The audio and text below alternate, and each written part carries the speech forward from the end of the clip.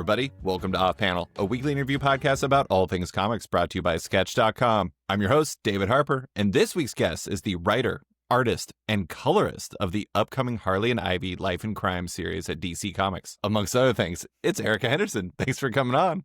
Hey, yeah, nice to see you again. We're recording this on Tuesday, October 21st, and it is still morning in Alaska and mid-afternoon in your neck of the woods. How are you doing, Erica? I'm doing all right. We're having good fall weather right now, which is very important for late October in New England. Like this is what you want.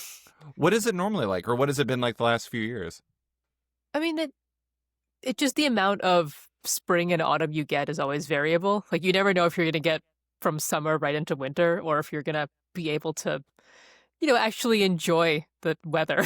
Yeah. Which you don't always get to do. We're entering like the sad point for Alaska where it's like, we're now like fully getting into darkness where it's like, we have like, I don't know, 8 hours of dark or of light in a day or something like that. But we don't have snow yet. So it's just like dark and depressing all the time. So I don't often say this. I'm hoping for snow just because it's like a little bit of like a nightlight type vibe that you have going on when it's so dark out. But I don't know. I'm probably going to regret that when we get like 30 inches of snow in one day. Yeah, when you can't leave the house. That happens more often than you might imagine. But what is a typical day for you like? I think it's interesting. Well, actually, I'm going to transition into something really quick before I bring that up again. I feel like you used to be like a mainstay social media figure for me, and I kind of had a sense as to like what was going on with you and everything. But it seems like since you've been really focusing on making this book happen, you've been really locked in. It's like you've got your game face on, not doing social media as much.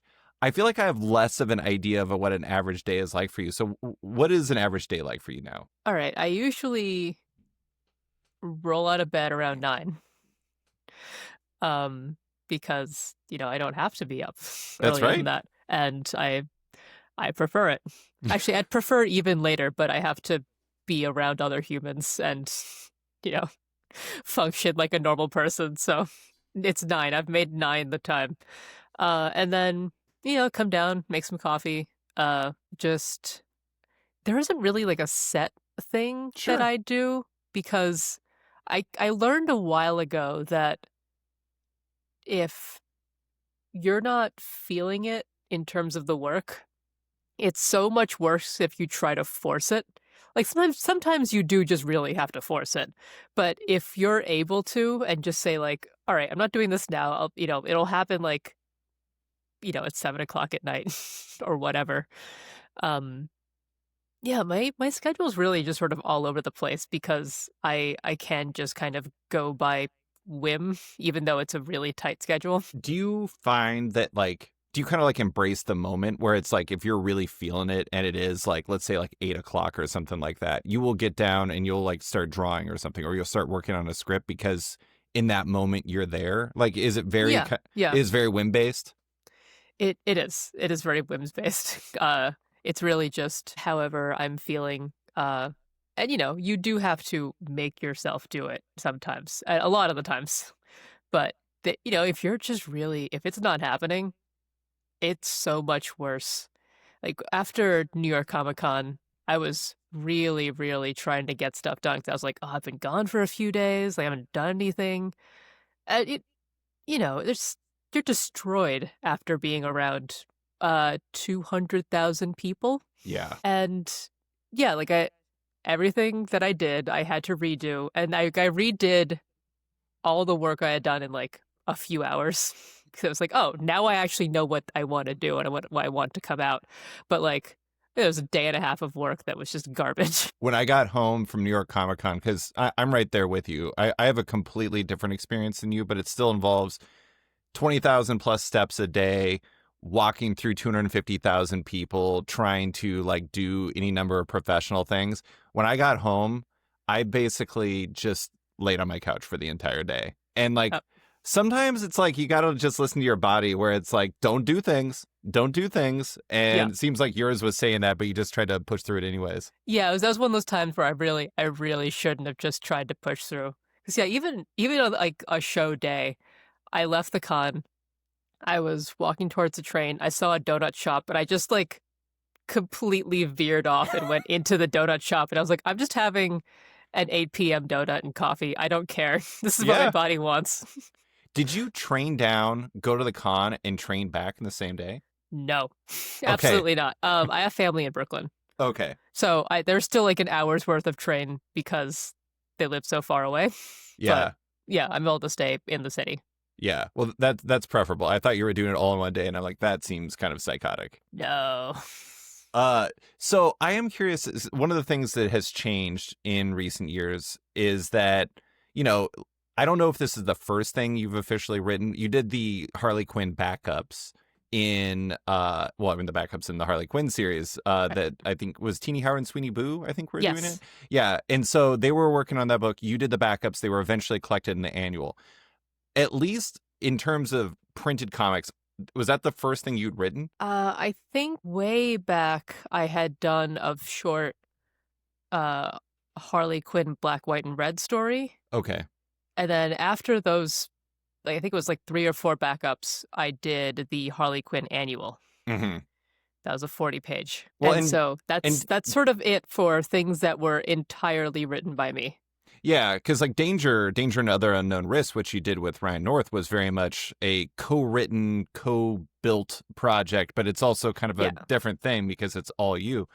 I'm curious as to how, like, do you delineate, probably not because you're very whim-based, but do you try to like delineate, this is writing Erica and writing day, and this is drawing Erica and drawing day, or is it less clean than that?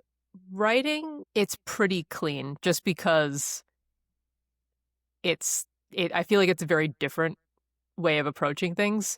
When it comes to like penciling, inking, and coloring, those get a lot mushier because that sort of depends on like how much I feel like thinking that day. Yeah. Like inking is like a less thinky day. That's the least amount of thinking. Coloring depends on the page.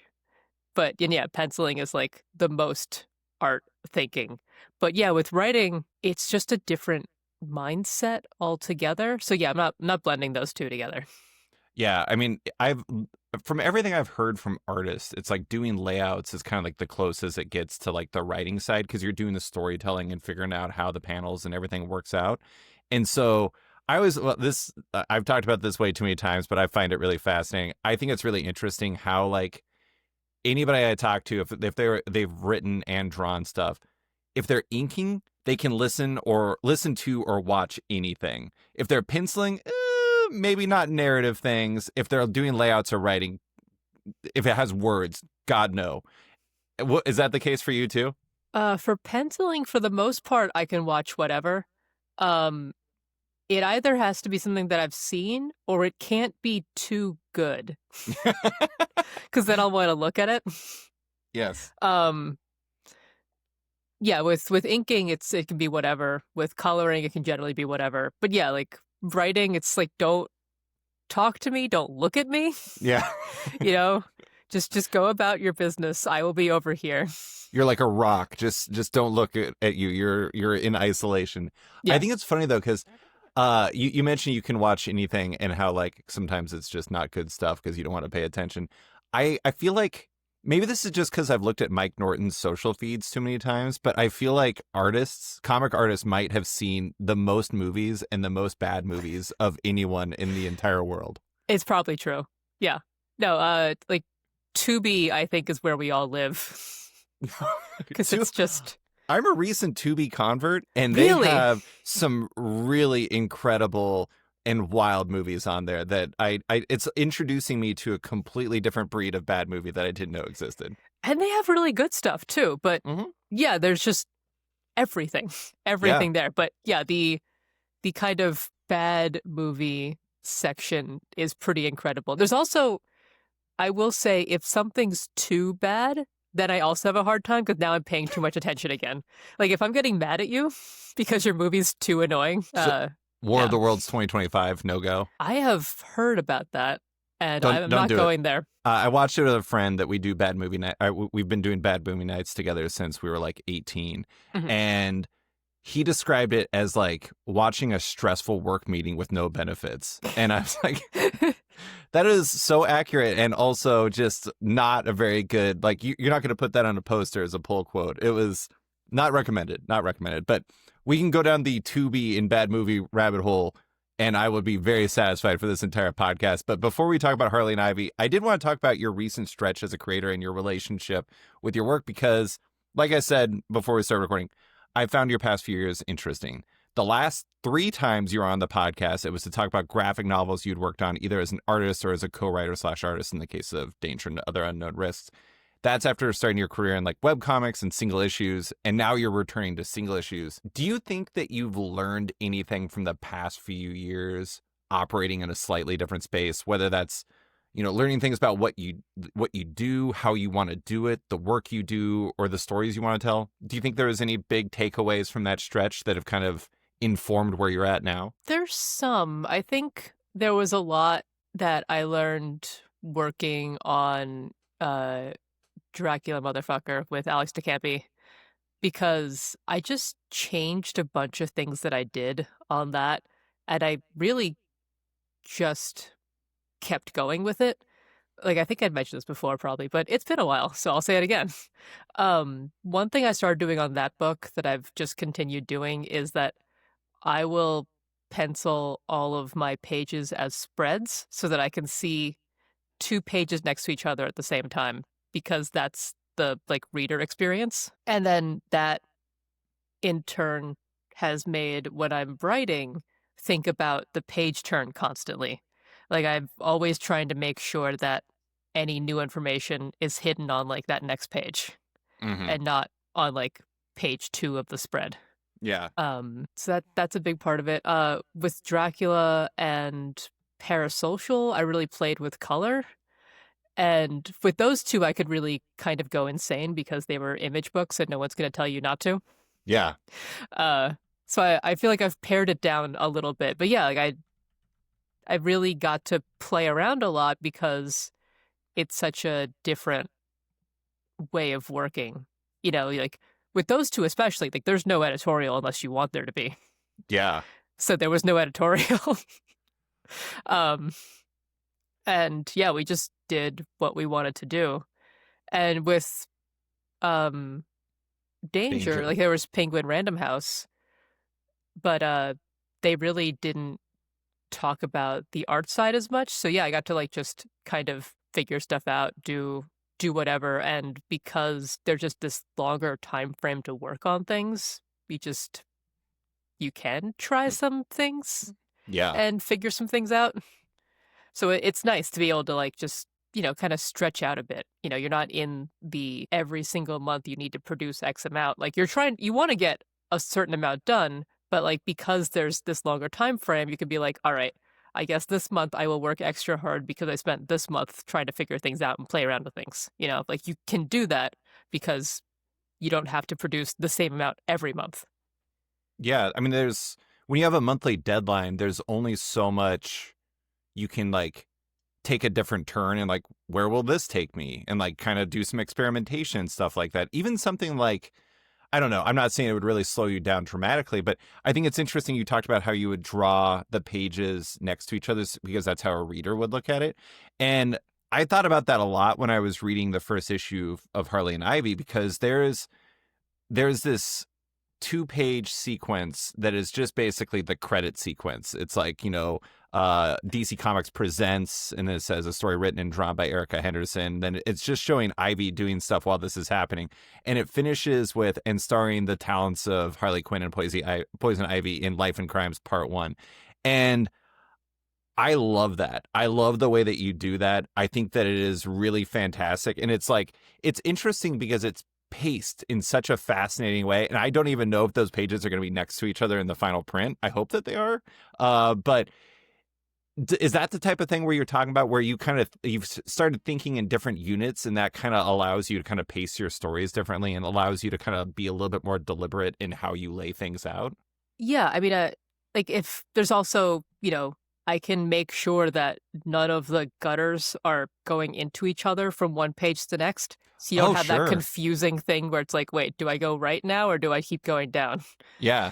Um, I mean, even little things like that you can take care of. But yeah, you know, I don't, I now no longer like at all working as a single page at a time because Yeah. that's just not what you're going to see at the end.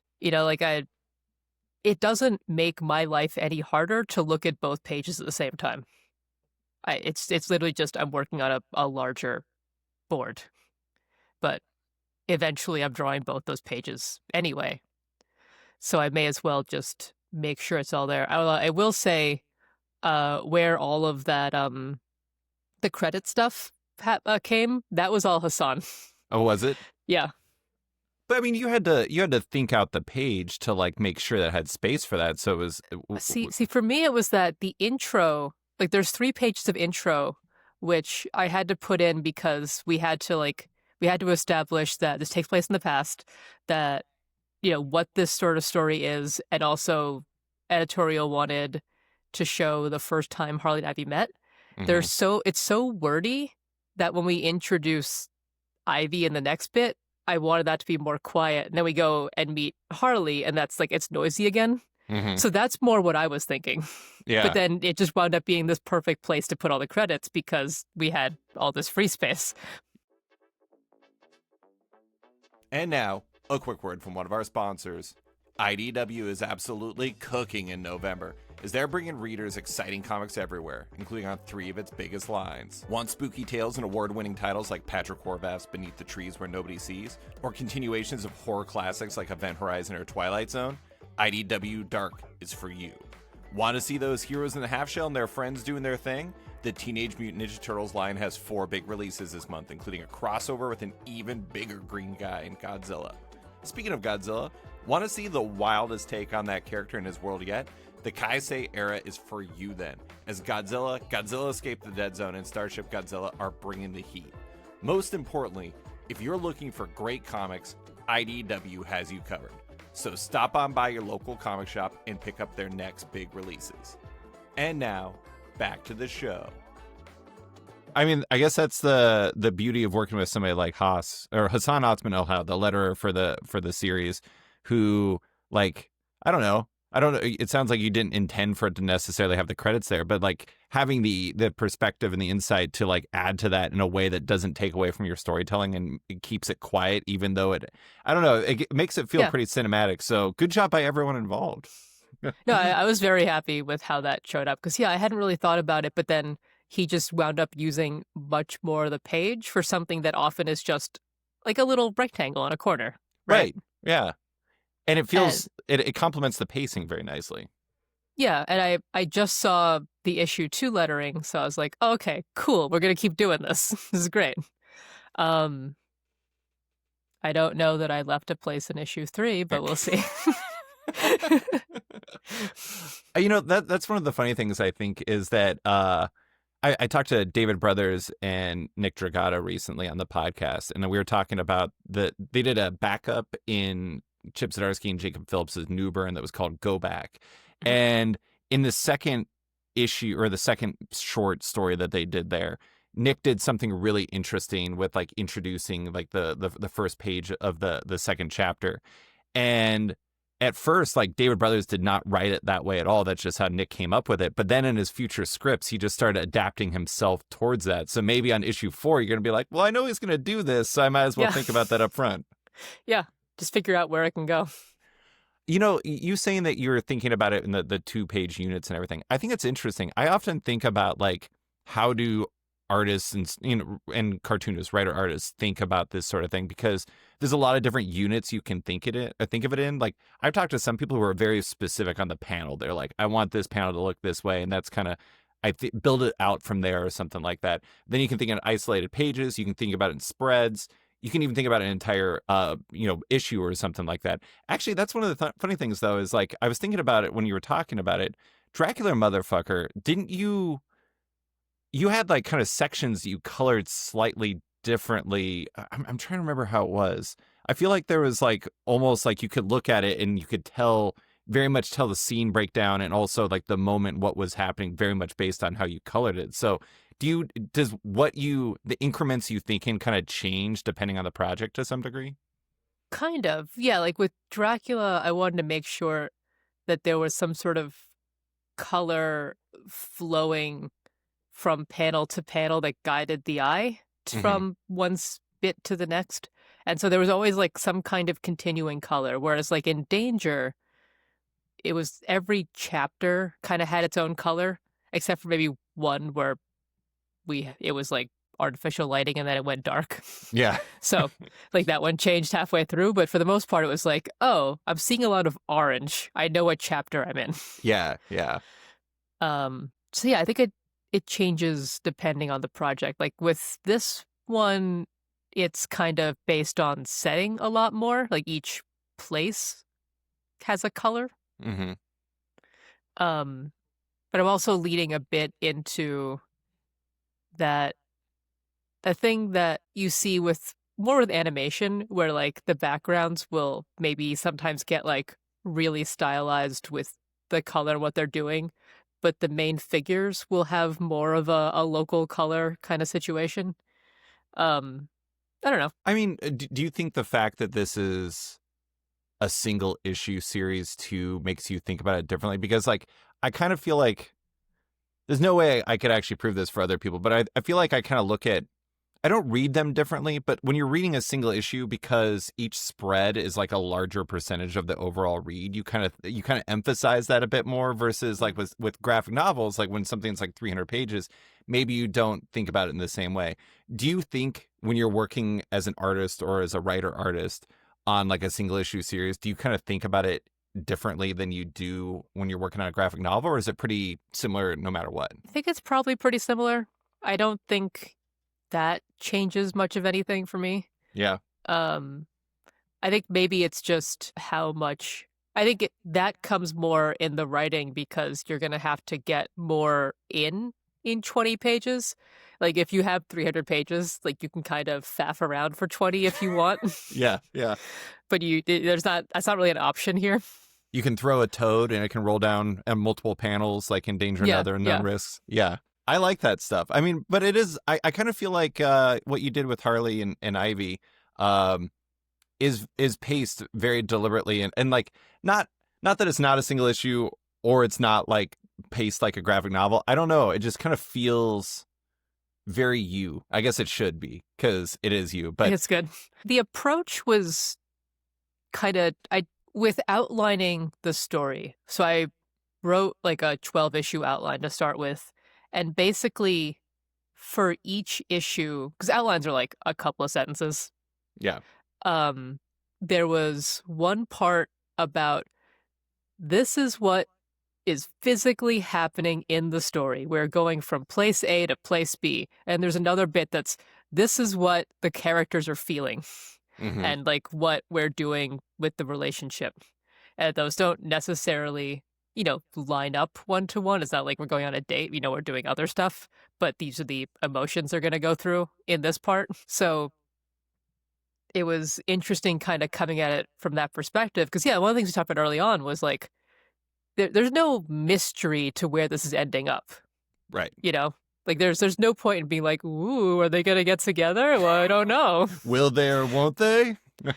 So like we know what's happening. Yeah. So it's more trying to figure out how to make the process of getting to where we know we're going interesting. And so that's sort of how I tried to come at it. Sure. I mean, so I mentioned before we started recording that I talked to Kieran Gillen for a thing, and one of the things I talked to him about was he worked in like the Star Wars universe, and he was basically like, "What did Darth Vader do between Star Wars and Empire Strikes Back? Who knows?" That was literally his job, and I think that's you kind of do that too because it's like with Harley and Ivy. There's fixed points in their life where like Right. this happened then and this happened then and so on and so forth, and like it ends with the point where we all know that they're together and everything. I think it's interesting that must be an interesting way to operate because you are existing in between fixed points and you're now kind of defining what those fixed unknown points are that kind of set them on their path to where they are now. And Yeah. I don't know, what was the experience of trying to figure out how you would fill in those blanks, so to speak? Well, part of it just came from okay, so before we even like yeah, before I even wrote an outline, I Yeah. had to go to editorial with like a basically a 2-page document where I just wrote, this is what I think their relationship is and why they like each other. Was this And after like, you got the job? no, this is before. Oh, okay. Okay. This is before. We were talking about doing something. And so I wrote that. And then they were like, okay, good. And then we wrote the outline. Yeah. So I think like so much of that is just me thinking about, okay, well, this is where I think they are. So how do we get there from, basically zero, not knowing each other really, or just being like, I don't know, work colleagues? I'm familiar with your work. Right. um, and also trying to think like what they might think of each other before that, because, obviously they're both known Right. and must be known to each other. So yeah, it was just a lot of like, all right, it's literally just how would someone go from here to here plausibly? Yeah. I Because imagine. it's yeah. Go ahead. Sorry. Because yeah, like we've been saying, there's no mystery, but it's also we have these characters who I would say on paper don't really make sense together, and they are together. We know that. So like you have to sort of explain like, all right, why do these two people who are so different from each other work? And I think just thinking about that question gets me a lot of the way Mhm. because that's literally what I'm trying to answer in the book. So is it that difference that makes them hard to imagine? Like you said that they don't seem like they'd be that would fit together. Is it just those differences that make them seem like they wouldn't fit together in your mind, basically? I mean, I think I'm trying to remember what I wrote, but there's stuff like, and I'm working more off of the G. Willow Wilson Poison Ivy because that's what's currently out. Right. Um, but yeah, you have this one person who's very withdrawn, basically doesn't like people, and has a lot of trauma that they're not interested in processing, dating a unhinged therapist. Yeah, and there's just like, you have Ivy's all about like she's very, very focused and passionate, which I don't think you can say that about Harley. Like she's passionate, but sort of, but not in any sort of way where that you could pinpoint, right?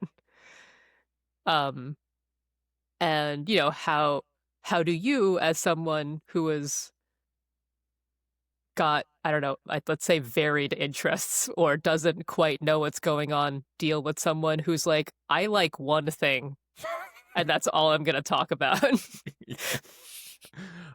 Yes, yes. Many comic fans are nodding their heads to that right now. I don't know. So it's lots of little things like that. Just trying to, you know, boil down character points into like, you know, how you would describe someone in a relationship and thinking about it that way. But then also making sure that the book is not just about dating. Was that a caveat? I mean, one of the things I think is interesting because you went from working on, you mentioned before like Dracula motherfucker and oh my god, parasocial. Like you can do whatever you want. Like there's no one like Eric Stevenson's not giving you guys a call and being like, no, you can't do X, Y, or Z. You just do what you want. With this, it's like I've talked to a lot of creators who work on fundamentally superhero books that it's like you can't have this character out of costume for too long. You have to have an action scene. You have to do this type of thing.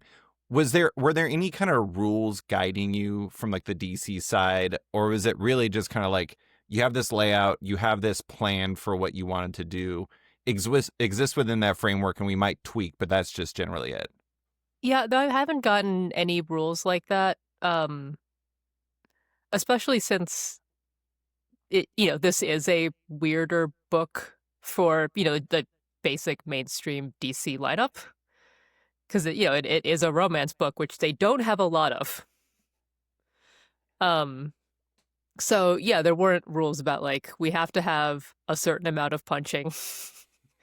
And you know, it makes sense to have those in certain books, but it's not there for. I mean, there was something about how we should probably have like a level of momentum because you know we don't just want to have people sitting around talking about their feelings because that's just not going to be fun to read or even all that interesting to read. And it doesn't really it's not a use for these characters that is satisfying. You know, if you want to write about people talking about their feelings, you can make up less crazy people to do that with. Like these are people that have things happen to them and make things happen.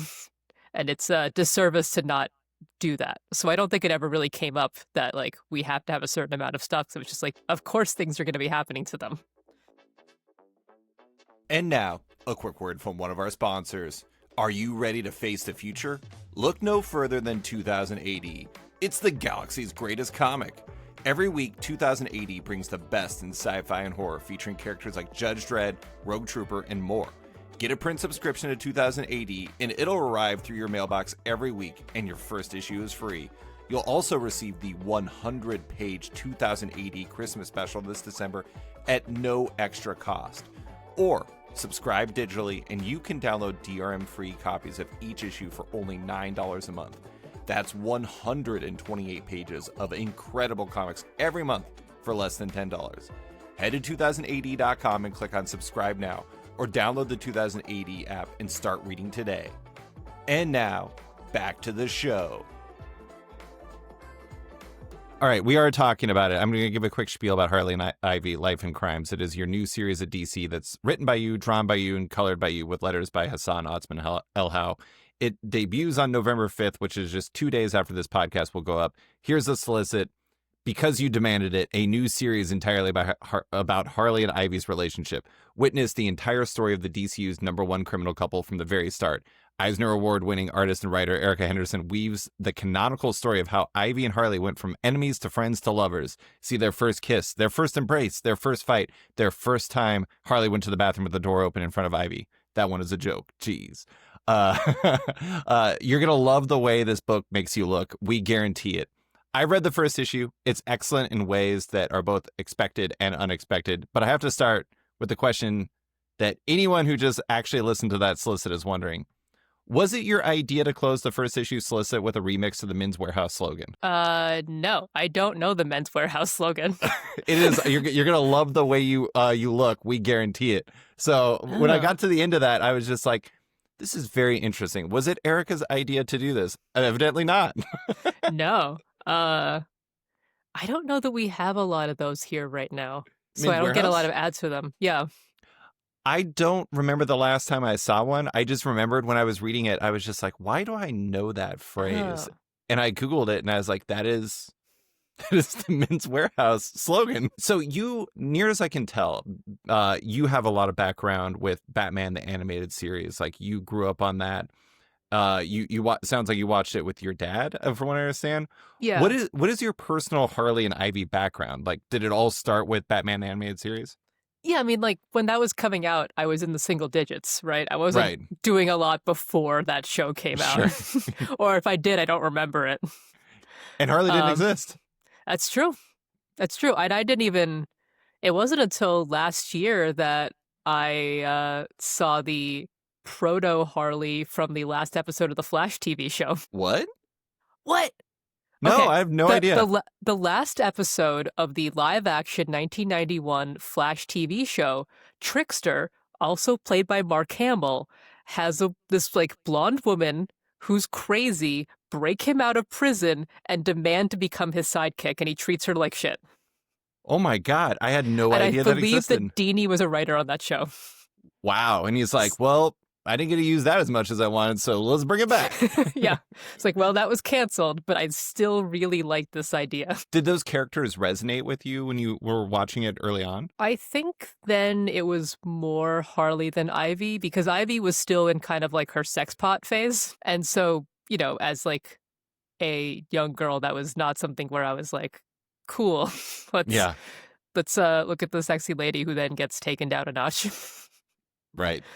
But yeah, like Harley was not, she like was before the kind of prevalence of the early 2000s random characters before like the Manic Pixie Dream Girls. Hmm. And so it was interesting. She was an interesting character, but she also had this pathos because, even from the start, she was in a bad relationship. Yeah. Even before Mad Love hit the shelves, or was it Mad printed or Love. on TV first? I don't know. I actually only know the comic. I didn't even know it was on TV. Okay, I think they did the comic first and then made it an episode of the cartoon. But yeah, like even before that came out, like it was a bad scene. Yeah. And so she was just an interesting character. And you had like, what was that episode? Is it Harlequinade? Where she is like let out of Arkham and tries to live a normal life and doesn't know how and winds up back in Arkham. Yeah. And yeah, it's just like, she's just so tragic, but also upbeat. Yeah. Which I think is a thing that I really enjoy. Like, I enjoy a lot of like Irish folk songs, which have a happy beat, and then you're like, oh, all these songs are either about meeting the devil or dying of drink. Oh, God, that's so true. I think one thing I really love from the first issue, I mean, it's the first thing anybody sees, it's the cover. And I think the thing that's interesting about it ties into something I think that's interesting about Poison Ivy and Harley in the sense that they've had a lot of different iterations of themselves where it's like you look throughout Harley and like a lot of people still think of Harley as the Batman, the animated series version where she's wearing Sure. I guess it's just a Harley Quinn outfit, but at the same time, it's kind of like a jester type look. And it has this look that has morphed and morphed and morphed to the point where like, God, she's been in 3 different live action movies, I think, and has not appeared in that costume for 1 second. And so, I mean, Margot Robbie's defined that character in a lot of ways that for a lot of people too. And I think it's interesting how like your cover did you read oh my God, what is it? Zoe Thorogood's book, the Journey to the Center of the I'm No, complete. I haven't gotten to it. Yeah, there's this one splash page she does in it that kind of does a similar like diagonal like kind of cut where it shows different versions of herself. And I love how you use that cover to showcase the evolution of these characters and the different looks. And like it's a really nice piece because it's very striking and it stands out, but it also says a lot about them. How did you integrate like the different versions and the different looks for these characters? Because I think that Harley Quinn in particular is very defined by these different visual identities. Was that like a big part of like how you built this book out? Or was it just like a product of the nature of it because it takes place over their entire relationship? That was actually an editorial note. So like the story canonically has to take place during New 52. You just blew my mind.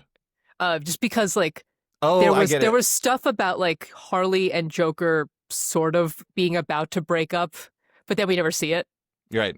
And so like it just has to kind of start there. Mm-hmm. But editorial was like, people are gonna be confused seeing these costumes that haven't been around since, what is it, like 2011? Yeah. That like weren't very long lived, that people don't really go back to. Like I've not seen one cosplayer in that Poison Ivy like black and green bodysuit thing. Mm-mm. So they were like, put them in the classic costumes because like one, it signifies this is the past, right? Like these are what these characters used to wear. But also it's classic. People Right. are going to see that and be like, I know who these characters are. It doesn't matter if you've seen all the other costumes. Like you see those, you're like, okay, I know who we're dealing with. Yeah. So that was more just to immediately get that idea out there. Yeah. At some point, I feel like I want to just because I think it's funny, like have a black and red wig and Harley's stuff somewhere. Just as like my no prize for why she's blonde here and like Yeah. at the same time black and red wig. I like how, I mean, you're right. And they were right. It's like you want to have that the first issue have those most iconic looks because it's like, it's a very quick shorthand to who you're dealing with and understanding who's in the book and everything. I do like that it's paired with probably, I don't know when this version of Joker existed, but it's like the single most freaky and horrendous looking Joker that has ever existed. It also Yeah. feels like it makes sense for the moment because you're trying to like push these two characters together and you're trying to do the breakup. And also, here's the most monstrous version of Joker. Yeah, What led to that? at first I was a little bit like, it's gonna have to be like face off Joker. Like I don't know about this. And then I thought about it and I was like, oh, literally the ex-boyfriend is a monster. Like Yeah. it in no uncertain terms. This is great. Let's just lean in. The only thing I changed was I dressed him like Cap Calloway. I love it. I love it. It was funny because when I got to that part, I was just like, I don't know. I don't know what it was about his face. I mean, it's just freaky, but for some reason, it was extra freaky in your style. Hmm. So good job by you. I when I got to that page when he's like a party and you didn't invite me. No, thank you. I love everyone goes straight to Mark Hamill voice. Yeah. That's just like that's it. I mean, that is one of the things though that I think is fascinating about this. Before we started recording, we were talking about how like these characters have fandoms. There's a real fandom to it. I think that honestly, there's like some Harley Quinn fans that like don't think that you've got like a legit Harley Quinn story until you get like one Mr. J in there, and you got a Mr. J in there. So good that you made it happen. It's got to get in there.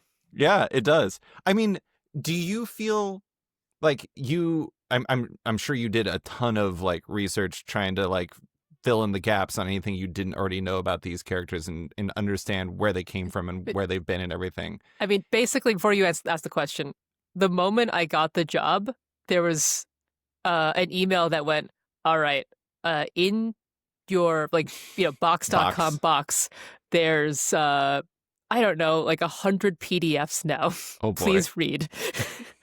Did you So read all those before you started going down the path?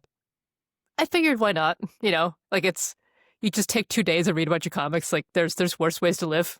Yeah, yeah. It is interesting though because like once you have all that material in your head, and then you have like the animated series and like other appearances probably there in the zeitgeist.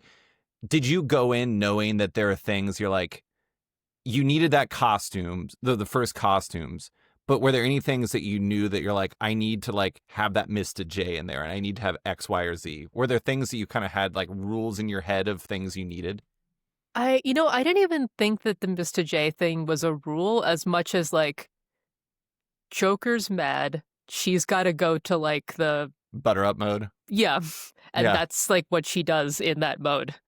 I don't know that there were certain things that I felt like I had to do. I feel like I always want to go in with just, all right, here's where we are. What happens next? Just think about like, all right, so where would this go if we're just gonna play this out?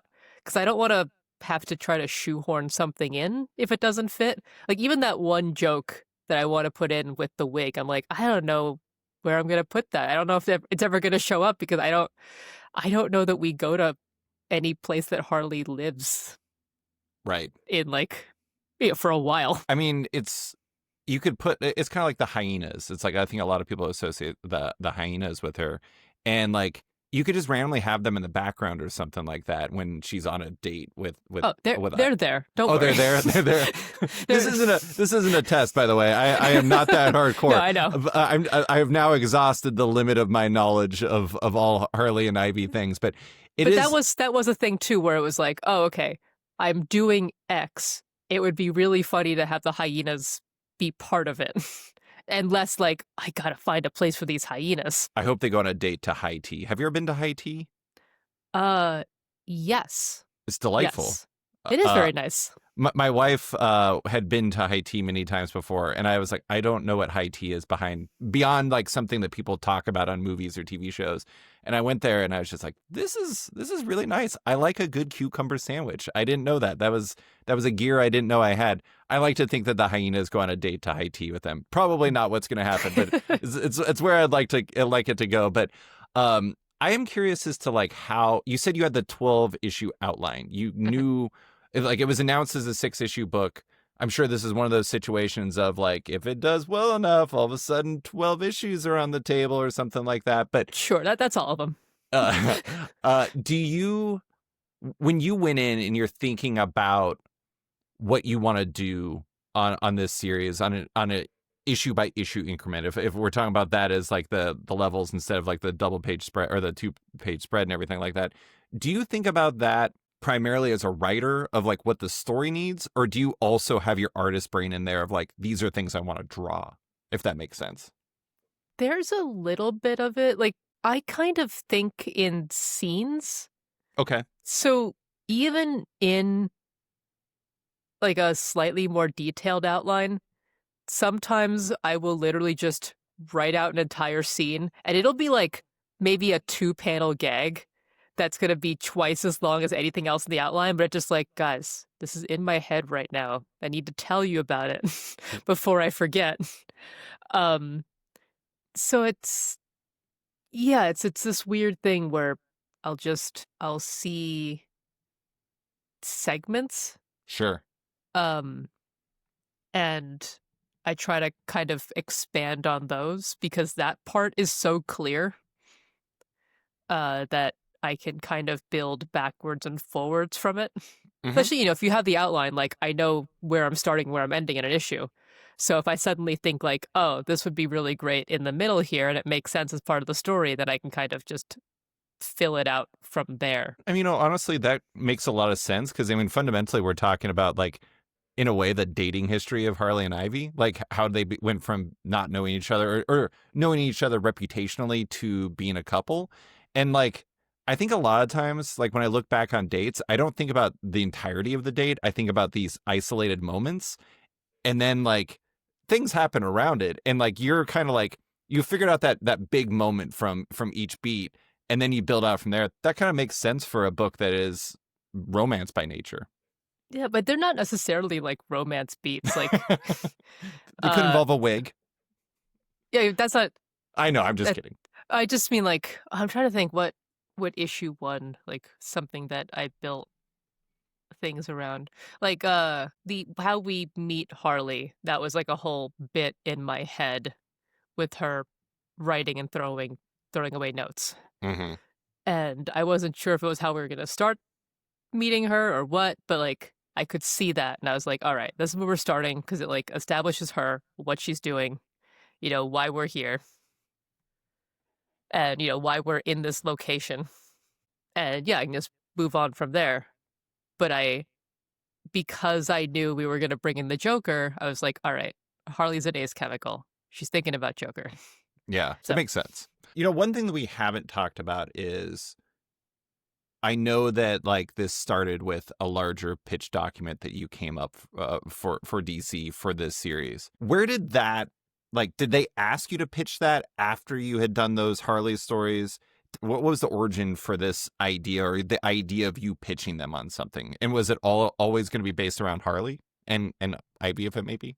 yeah, actually, so Ariana Totoro came to me and it literally just started with, I would like to do something with Harley and Ivy. You said that? Because, no, she did. Oh, okay. Yes. Um, because there's a Harley book and there's an Ivy book, and she tries to keep them generally separate because then otherwise it just turns into a Harley and Ivy book and they have their own separate books. And so they have times in each character's individual book where they get together, but they haven't had anything at the same time yet.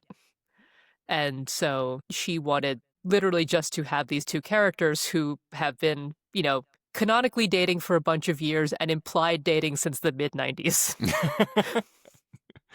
just to like have their own book together. And we just went back and forth on ideas for like forever. Hmm. I was still finishing up another graphic novel that is not announced. Um, and so we had plenty of time to just go back and forth and be like, what about this? What about this? What about that?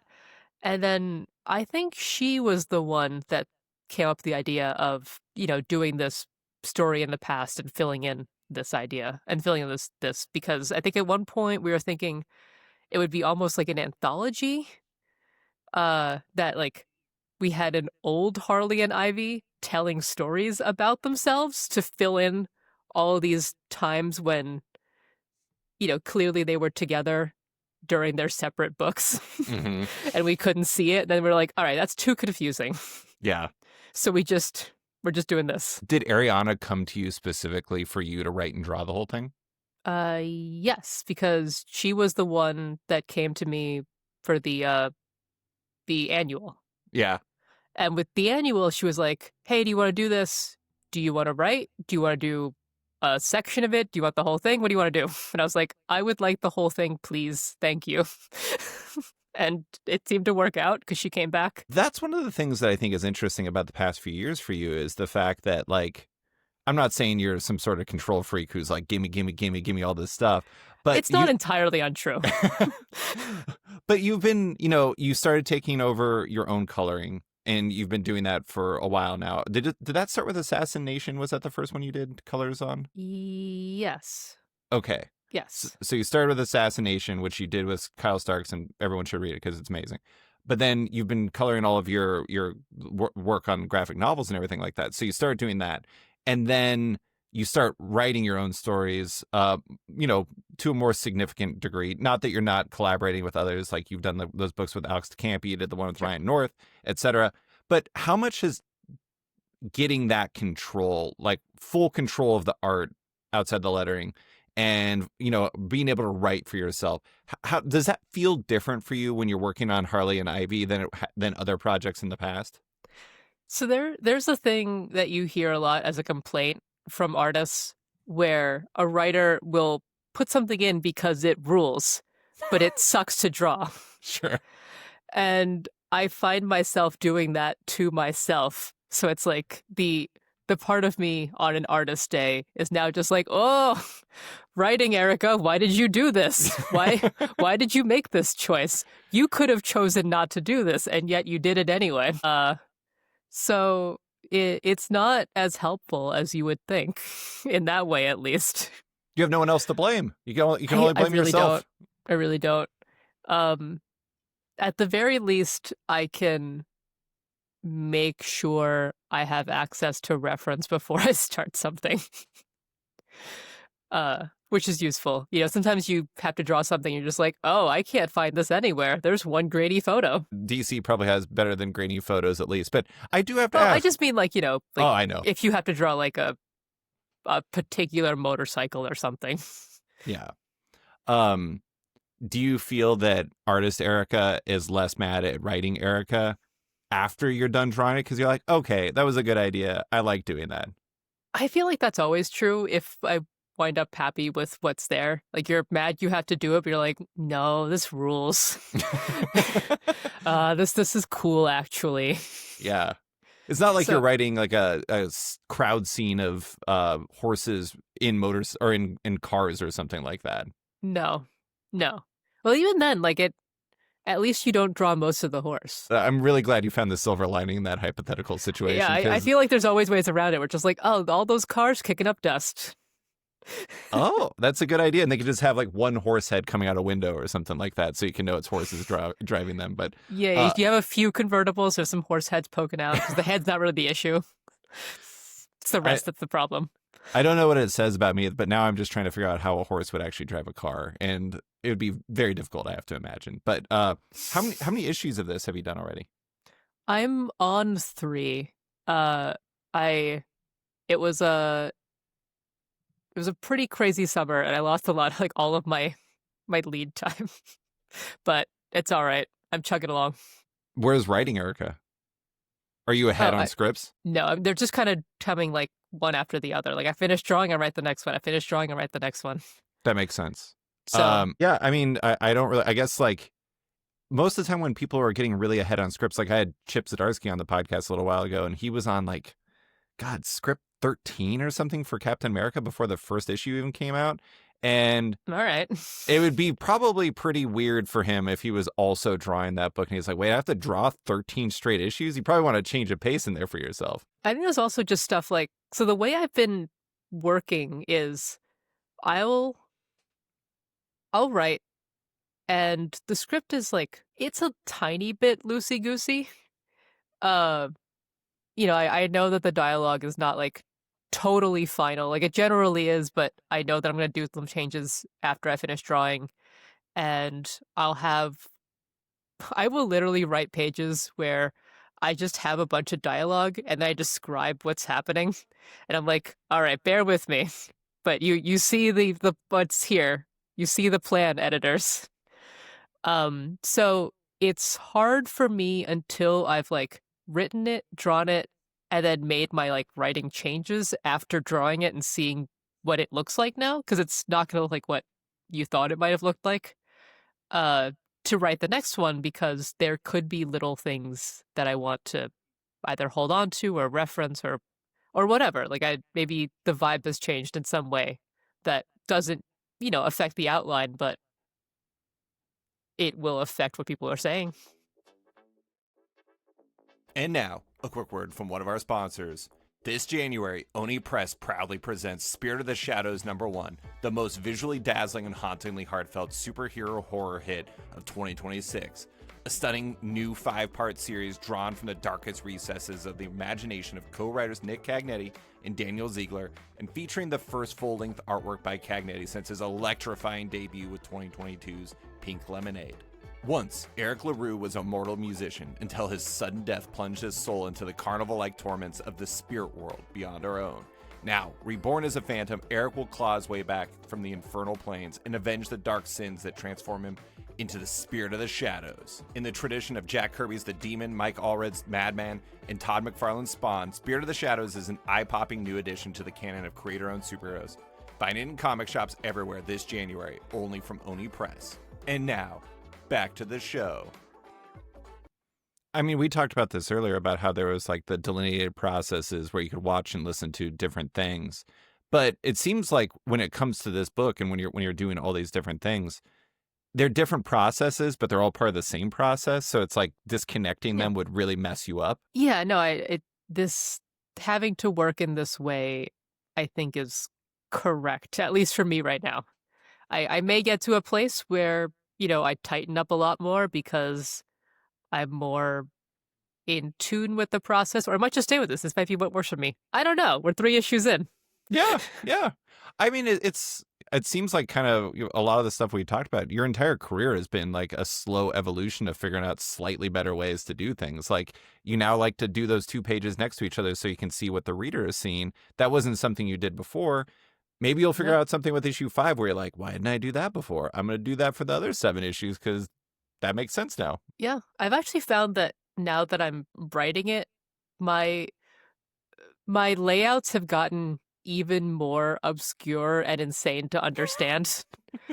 At this point, it's almost like I just have to put in the panel layouts and I'll kind of understand the rest. Like I don't put the figures in even. Like I'm holding there's one right here where I have drawn that page, but you see what that layout looks like. It looks like nothing.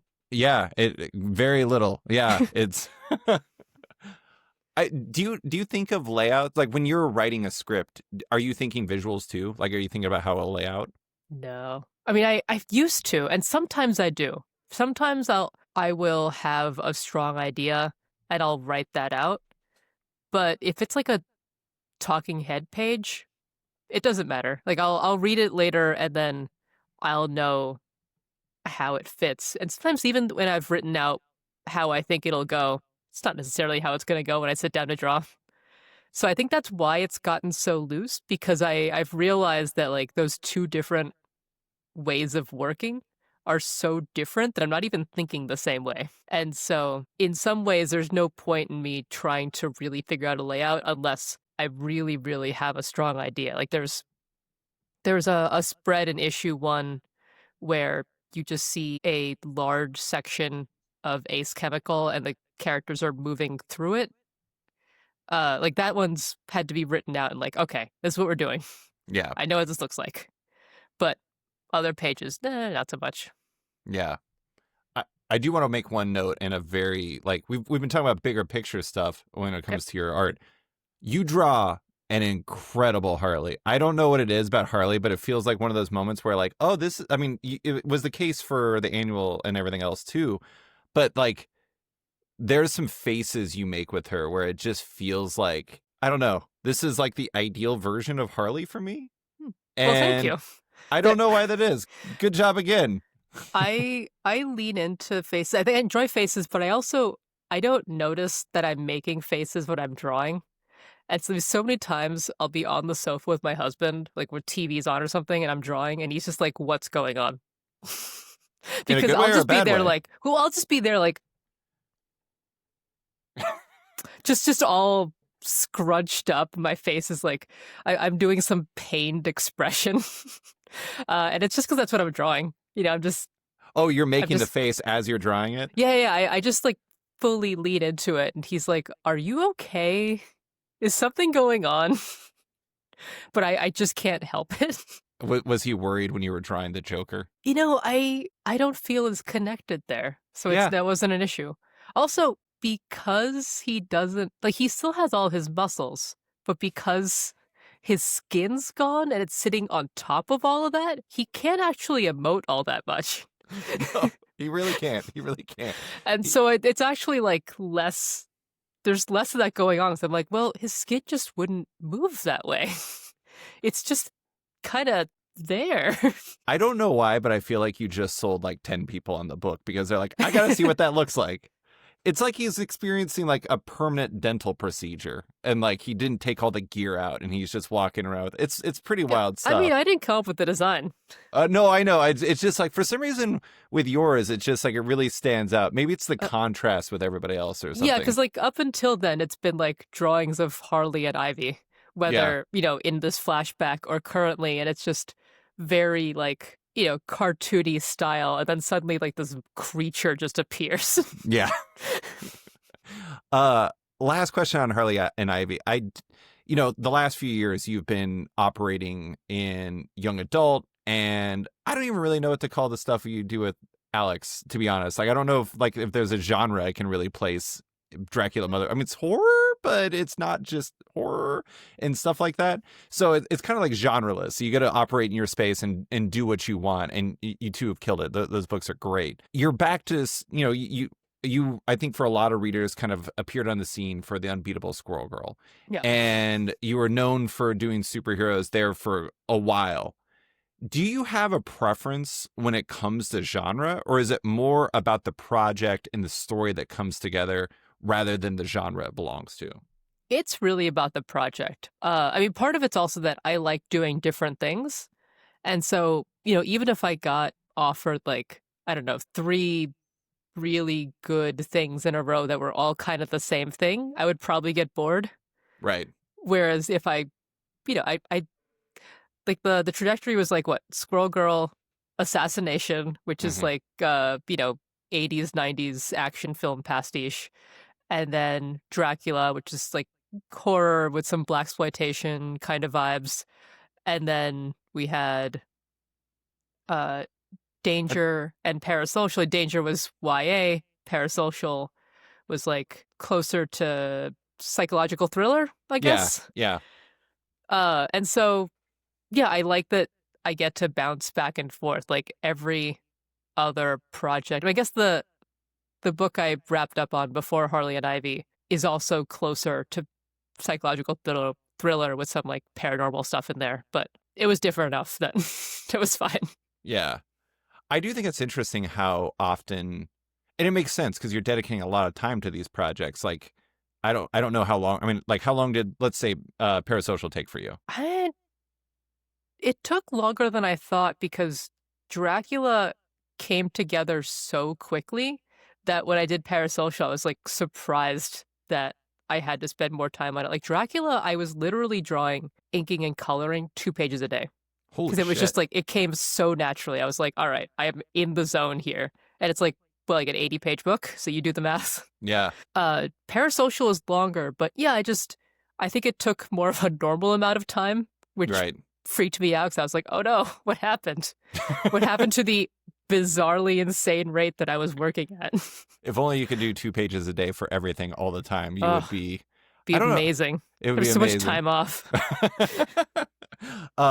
Well, and I'm sure Danger took quite a long time, if only because it was very long. I do want to point out, there's very low chance that you experience this, but my wife came on the podcast.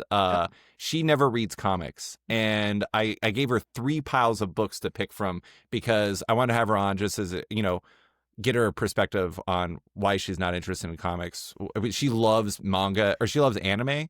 Okay. She's a huge fan of it, but has never, and she loves like Marvel movies and loves like a lot of comic movies, but she's never been interested in it. I got her to pick from 3 piles. One of the books she picked was Danger and Other Unknown Risks, and she Nice. loved it. She Nice. loved it. So first time comic reader, huge fan of it. But I do think it's interesting that like it seems like when you're dedicating so much time, whether it's 40 days for Dracula Motherfucker, or if it's like, I don't know, let's say a year for Danger and Other Unknown Risks, however long it took you. That's probably That- about right.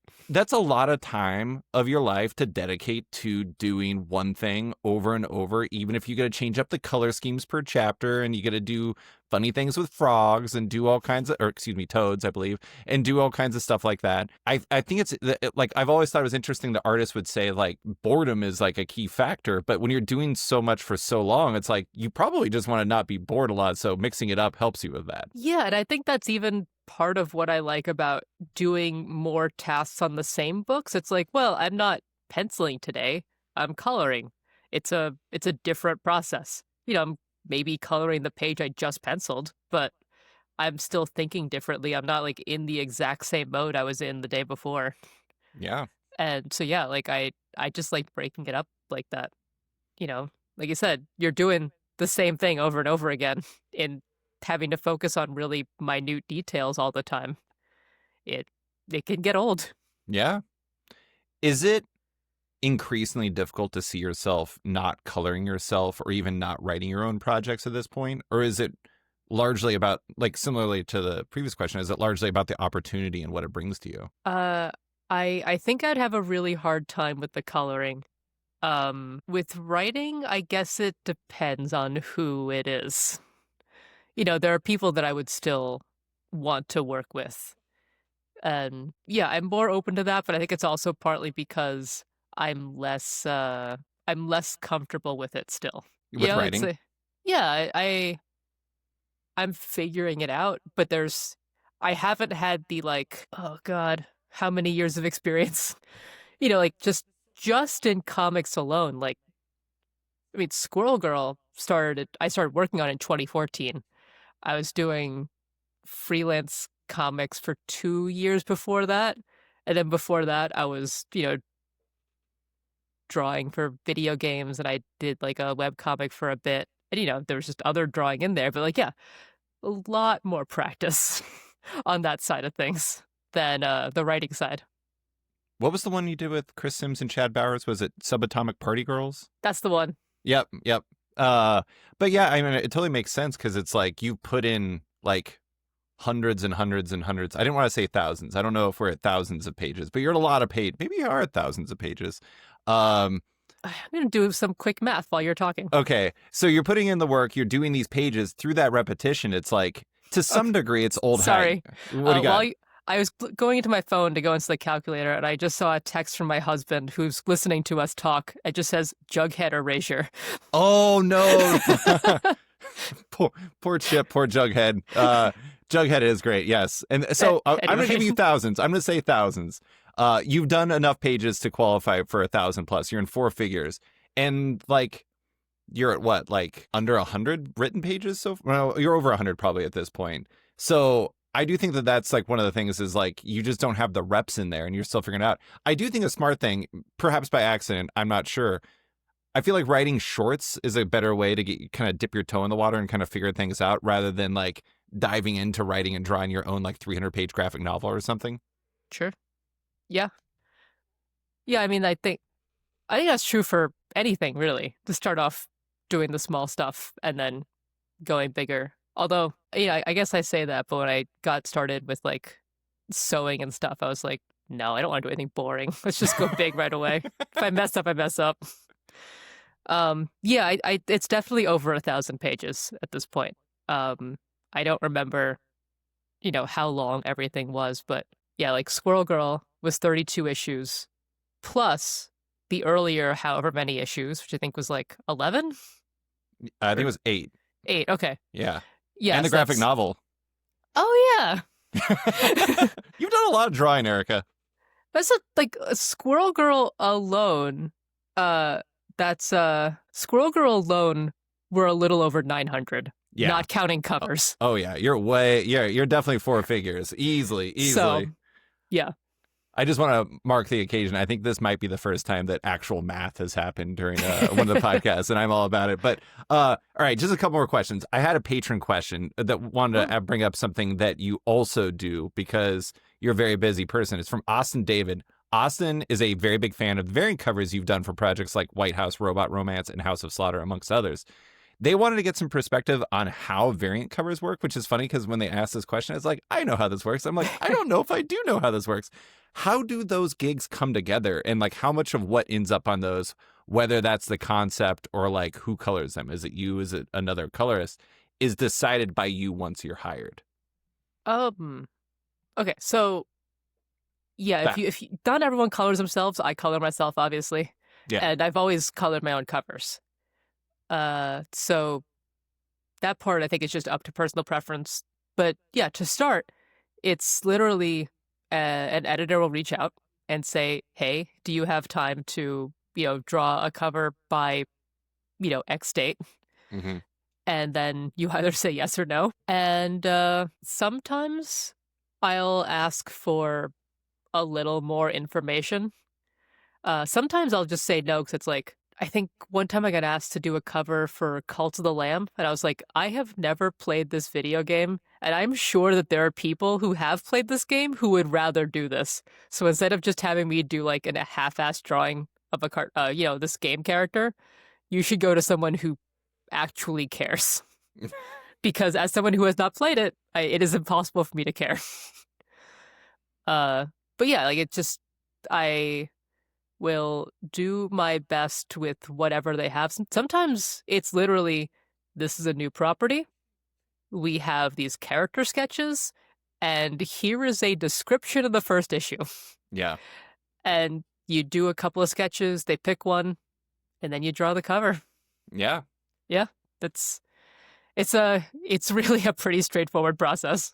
What about with something like White House Robot Romance? Is that Chip that reaches out, or is that like Distillery that reaches This out? distillery, yeah. Oh, interesting. Okay. I don't know why. I kind of like looked at those as like something that's creator controlled, but also I don't know how these things work. No, or at least I know how these things work all the I time. think sometimes people will put in requests for Sure. variant cover artists. And at a place like Distillery, I think, what you say has more weight. Um, but yeah, Yeah. I don't know. I don't know if Chip asked for me. I have no idea. I haven't Well, asked him. I never considered asking him, actually. yeah. I mean, I guess ultimately, once it comes into you, that's kind of all that matters, right? Is like, do I want this, and what will I do with it once I get it? Yeah, pretty much. Yeah. And with that one, yeah, there were like a couple of issues already drawn, partially colored even, so I could see a little bit of what was going on. Because, yeah, like sometimes it's just, you're just guessing. I did a big interview with Mike Del Mundo once, and he is very good at variant covers. It's like pretty much his life most of the time, it seems. And I always think it's interesting because like I presented this as a pure positive to him, where I was like, one thing that's cool about variant covers is like you can kind of like for his type of variant cover, you can do whatever you want. And like that's a cool thing because you get total freedom. But it's also kind of in a weird way, like there's like a crippling nature of options where it's like if you can do literally anything, what is the one thing you're going to do? I don't know. I guess that's for Mike to figure out, but it seems like it's better for you to have some sort of like parameters to operate within, or at least knowing what the characters look like. Yeah, and sometimes it's hard because there are some people who will completely go in a really wild direction, right? Like it's nothing to do with the book. Like here's the characters and I don't know, they're at like a theme park, but it'll be the actual book's like some sort of space military adventure, right? It's like, when are you able to do that. I mean, I guess if you just do a sketch and say, I would like to put these characters in a theme park, the editor can just say no. But yeah, no, it's interesting. Like, you really can go in crazy directions. And I don't think my brain ever goes there. I think whenever I do a cover, I never think like, oh, it's still weird for me to think this way. It's like, oh, I'm someone who's like famous in this industry. So if someone's asking me to do a cover, they want me to do a cover. So I could do like whatever little eccentric things that I enjoy. But I'm always in like, well, this is a cover. A cover sell the book, and covers should have something to do with the story. Da da da da da. And yeah, I I think you've unleashed a monster. Oh no. Oh no. The interesting thing is, and not to add to your plight that I've already created, but it is interesting because they've come to you and because they want this to sell the book.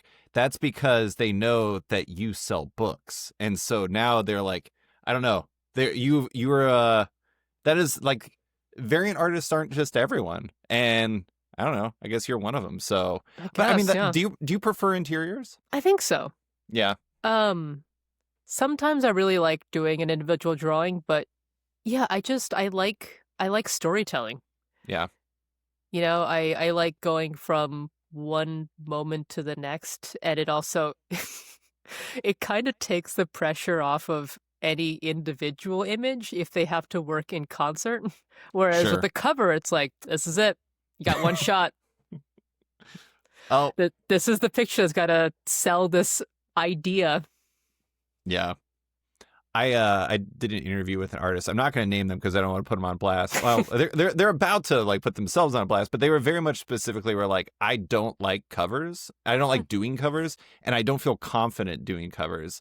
And I could see why. It's like a lot of pressure to like figure out that one image that's going to do the entire book. I'm psyching out so many people right now. I'm sorry. No, you're not psyching me out. I was thinking more that like, oh, wait, when someone comes with me with a variant, I could just do whatever dumb nonsense is in my head and not try to think like, what is this particular issue of this book about? Yeah, yeah. I mean, one of my favorite examples to bring up Mike Del Mundo again is he did a variant for like X-Men number 21 during like the Krakoa stuff, and it was just Mystique photocopying herself, like photocopying her face, so it's like different X-Men's faces on the ground on pieces of paper, and her just jamming herself into a photocopier, and it's like a great image, and it works really well. But it's also kind of funny because he was talking to me when I was interviewing, he's just like, I don't even know where the X-Men got a photocopier. Like, why is it on this island? Why is this happening? And he's like, whatever, it's a cool picture. That's all that matters. But I don't know why, but yeah, today, for some reason, I've been thinking a lot about, I don't know which X book it was, but it was an X-Men cover, and it's this like full-on Tennessee Williams kind of painting where Wolverine's sitting at a table. He's like leaning back, definitely like very crotch forward, and Nightcrawler's in the background looking very lithe and naked, and it's a wildly suggestive cover. I don't know who approved it, like how it got through. I don't remember who drew it, but I've been thinking about that one today. And yeah, like you can truly do whatever you want sometimes. I think I know what cover you're talking about. And I feel like whoever, like whatever editor brought that on knew exactly what was happening. It was like, this is going to sell some books. This is going to move the needle. Last question for you has nothing to do with art. It kind of has something to do with Harley Quinn. We talked after the 2024 Eisner Awards, and you shared the story of a Airbnb you stayed at during San Diego Comic-Con then. It was a place that, and I do not say this lightly, had very big Harley Quinn energy in my head when it was being described by you and your husband. Can you share a little bit with listeners about this extremely chaotic place you stayed in, and whether, I know this is way too much headcanon, whether staying there was in part getting in the right mindset for writing Harley? Okay, I don't think I was getting in the right mindset because it had like real influencer vibes. But okay, so to set the stage for people who have not gone to San Diego Comic-Con, trying to get a hotel room in the city of San Diego during that weekend is punishing. Every hotel room price more than doubles. You want to go to Best Western? That's $500 a night, baby. Uh, so Ryan North and his wife were going, and Dave and I were going. And we're like, okay, maybe we'll get an Airbnb together. So I was looking around, and this place actually was 500 a night, but it had 2 bedrooms with 4 beds. So that's half the price, basically. Yeah. And my suspicion is that this person forgot to raise their price for San Diego, that's just the normal price. Because first, it's a duplex. You walk in, and the ground floor is an arcade. There's an air hockey table. There's a bunch of like arcade machines that all have ROMs in them, so you can play whatever game you want. I feel like there was some other console down there. I don't remember. I don't fully remember. It was over a year ago. Above you, above the arcade, there is a giant hammock covered in pillows because part of the living room, which is the second floor, is just an enormous wall-to-wall hammock. Yes. It's just right by the sofas and TV. And there's murals everywhere, including there's 2 little mirrors on one of the walls, round mirrors, and underneath they've painted like a circus strongman and I think probably tightrope walking lady, so you can like look at yourself in the mirror, just your face, then your body is the mural. This place was insane. This place was absolutely insane. I remember when you were describing it to me after the Eisners, and I had this feeling in my head that like the person who lived there was actually the adult child version of Tom Hanks in Big. Oh, I don't think anyone lives there. This is a full-time Airbnb. Oh yeah, I mean it is. That person really put in the work. I'm pretty sure if I saw a Airbnb that had an arcade in it, I would try to book it so fast, especially when it's at a reasonable rate. When I went to San Diego Comic-Con same year, I initially was going to stay on Coronado, the island across the way, until I talked about it on the podcast with Heidi McDonald. She tried talking me out of it, and then like 5 other people reached out to me like, "You're insane. What are you doing?" I'm like, "I don't understand what I'm doing right now." And like there was a lot of people watching out for me, so I ended up not staying out there. But it's like the only way you can stay there in a reasonable way is take a really long shuttle or ferry to get there, or find a very strange influencer Airbnb that did not manage to change their prices for that very specific period. I'm very happy for you because it sounded like quite the experience. Oh yeah, the first time I went, Kyle Starks and I shared a hotel room that was as far away from the con as humanly possible while still being accessible to the convention shuttle. Yeah, it was a less pleasant experience, I'd say, have to take a shuttle in as opposed to like walking in from your big weird hammock room. Sounds comfortable at least. It was. I don't like heights, particularly when you're very aware that there's ground below you that you can fall onto. But once I got onto it, I was like, I enjoy this. I just hated getting on and off it. Oh yeah. Yeah. I don't like that in hammocks anyways. It just feels more this probably says more about me than it does about hammocks. It feels more dangerous than a typical lane situation that I want it to be. I don't want it to be like tenuous at all as I'm getting into something, but maybe I'm just klutzy. But imagine it's a giant hammock and then there's giant like hook and eye going into the wall you have to kind of scrabble over. It's even worse. No, thank you. No, thank you. I'm glad that you stayed there, not me. I'd probably be dead right now if I did. But Erica, that is all I have for you. Thank you so much for coming on and talk about your wild Airbnb, Harley and Ivy, and the evolution of your work. I really appreciate you taking the time.